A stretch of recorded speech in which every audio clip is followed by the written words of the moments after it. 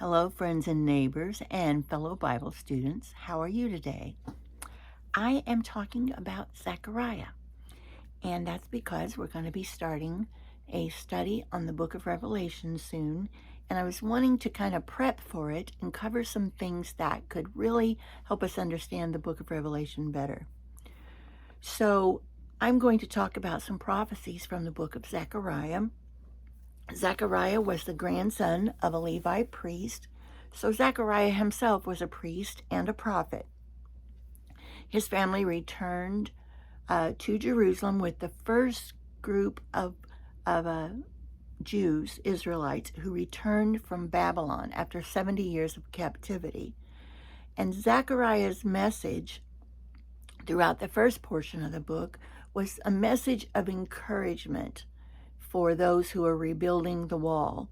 And God's message to Israel, the first message to Israel from God through Zechariah, was this: return to me and I will return to you. And I think that sometimes when we study the book of Revelation, when we study the end times, we get a little obsessed with date setting and trying to figure out who the Antichrist is, trying to figure out who the beast is or the false prophet, or when the tribulation starts, or what the tribulation is, and all kinds of things that people disagree on. And we're forgetting the message. And the message of Revelation is that God keeps his promises all through the Old Testament. When he's speaking to his children, he promises them. And this message from Zechariah is the basic part of that promise. Return to me and I will return to you. And Revelation is about all those promises that God gave his people, that if they're faithful, that what he would do, what the end of the story would be, and that he would pay back evil and put a stop to evil, and that those who love him can live in peace. And that's what Revelation is really about. So Zechariah was one of the hardest prophets to understand because of so much symbolism and imagery. And if you'll go to Zechariah and read the first through the 6 chapters, you're going to find that the symbolism had almost nothing to do with what the explanation of it was, because Zechariah would ask, what does this mean? And when he was told, it was in no way related to that symbol. So we might need to keep that in mind when we study Revelation, because there's a lot of symbolism, and we think we know what it means, but a lot of Bible prophecy, the symbolism is not related to what the answer was for what it really meant. So that's a good thing to keep in mind when we study the end times and we study Revelation. So chapters 9 through 11 in Zechariah have a lot of prophecies that point us straight to Jesus. And all of those prophecies came true. And as a matter of fact, I think the book of Zechariah has more prophecies about the coming Messiah than any other prophet. And Zechariah prophesied these things 500 years before Jesus was born, and they all came true. So, once again, as I've said before, I think we can rely on the fact that these prophecies are going to come to pass as the end of time gets here and Jesus returns and God fulfills all of those promises. So I'm just going to go down through a list of things that it talks about in chapters 12 through 14 about things that are going to happen in the end times. And some of it is symbolism, but I'm going to just go through a list. I'm not going to read the actual scriptures. You can read those yourself if you want, but I'm just going to read a summary, a list of items in summary of what Zechariah says will happen in the last days, and then when we get to Revelation, we can see if they match up. So the first one is that Jerusalem is going to be a source of controversy for the whole world, and that has already come true. Many countries are against Israel, and the United States is one of the few friends that she really has. That is growing, and I believe that's because of the prophecy that people will fall in with the Antichrist for the sake of peace. And I think countries are starting to make peace with each other to kind of line up for what is coming. It says that everyone will be against Israel. And it says that when they come against her, when these countries come against Israel, here is what God says he will do. He will strike the horses with panic. He will strike the riders with madness. He will strike the horses with blindness. Now, I want to stop there and think that these are phrases we have heard before in the Old Testament. Whenever Israel would come up against an enemy, an army much greater than them, and God would fight on their behalf, that is some of the methods that God used to overtake the enemy, and Israel never had to lift a finger. They had to be prepared to fight, but they never had to use their weapons. And God would swoop in, and all of a sudden the enemy would be shooting each other. The horses would be chaotic. And even though I believe that the enemy that comes against Israel will not be on horseback, what God is saying is that he will cause confusion among the enemy, and they will almost defeat themselves at some point. He says he will defend those living in Jerusalem, and I don't know if that means those physically living in Jerusalem or anyone who says they are his people, because to him, Jerusalem is his holy land and the place for his people. So the phrase, those living in Jerusalem, could be symbolic for those who belong to him. And it says he will destroy all the nations coming against her. And then it says he will pour out a spirit of grace and prayer on the house of David, which means Israel. And they will look at him and mourn. You know why? Because they will realize that he really is the Messiah. And it says they will mourn him who they have pierced.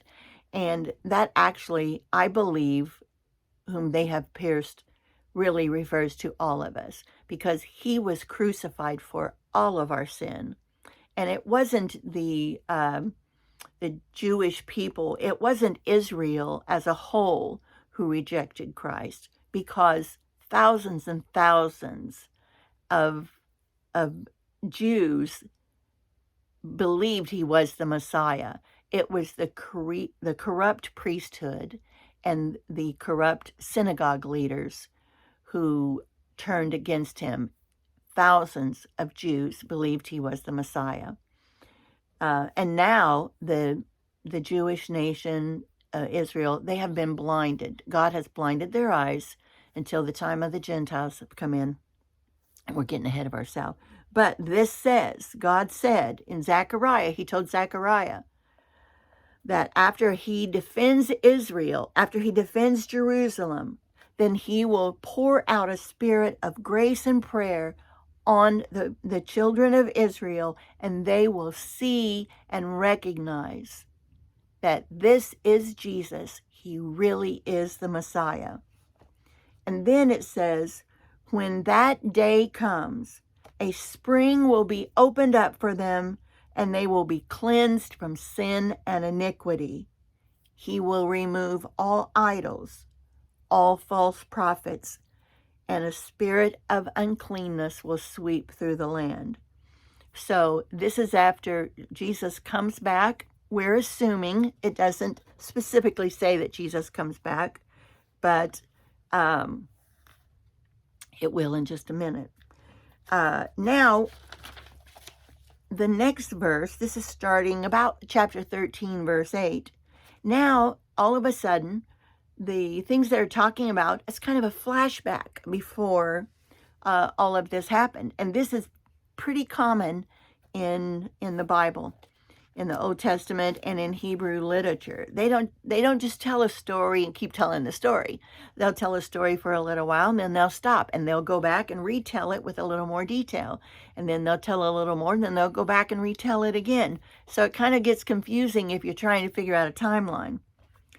So now it stops and it flashes back, and it's either talking about a different war, or I believe it is possible that it is talking about during the time of the Antichrist, because it's talking about people dying. And he just said that he would protect Jerusalem and that he would come against the enemy. But it says that 2/3 of the people will die. 1/3 will be left, and he will bring them through the fire.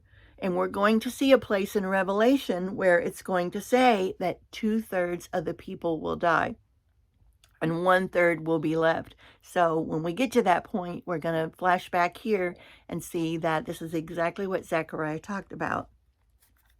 And the 1/3 that is left, God says he will refine them, he will test them, they will call on him, and he will answer. Then in chapter 14, here are some things that Zechariah says will happen. And once again, I believe that we're talking about a little bit different time period, not the same one. It says he will gather all the nations against Israel for war. The city will be taken, the city of Jerusalem. And the other time, God was saying he would protect those in Jerusalem. So this has to be a different time that he's talking about. He says the city will be taken, half of the city will go into exile, and half will be left. So I'm assuming that means half of the city will escape and leave that area. And then God will fight against the nations. And on that day, his feet will stand on the Mount of Olives, and the mountains will be split in half, and you will flee through the created valley. And then it said, then the Lord will come with all the holy ones. Fresh water will flow from Jerusalem. And then Adonai, the Lord, will be the king of the world. So all of these things are things that we're going to hear in Revelation. And we're going to see that John is pulling from things and seeing things that Zechariah prophesied about. And then a few more points that it goes on to talk about. It says Jerusalem will be raised up.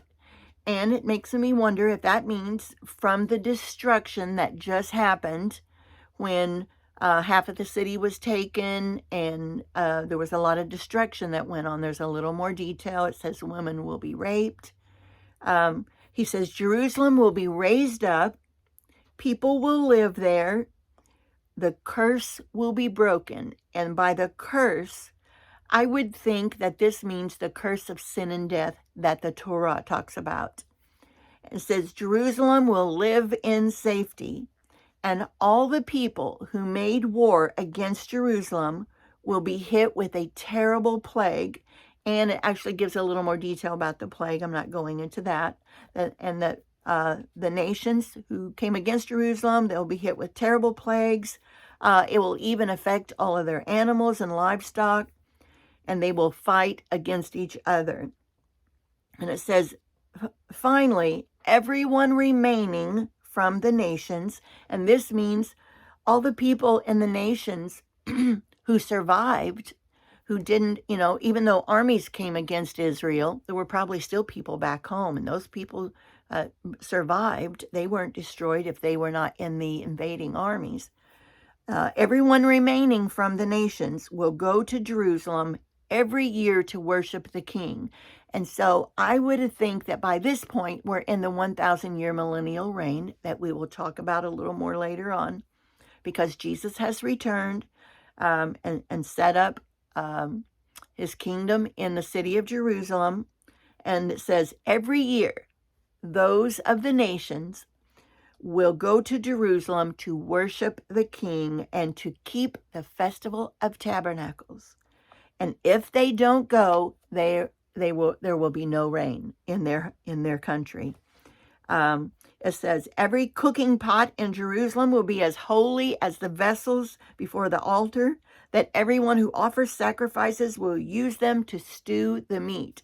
So this speaks in Zechariah as if that there will be some of the feasts, some of God's feasts will be observed in the 1,000-year millennial reign, and that there will be sacrifices. And I would assume that if this is literally what it means, that of course there would be no sin sacrifice, but there will still be people who have not, who don't serve Jesus, who don't believe that he's a Messiah, and those who are outside of the nations, that they will come to give sacrifices. And that is what some people believe that means.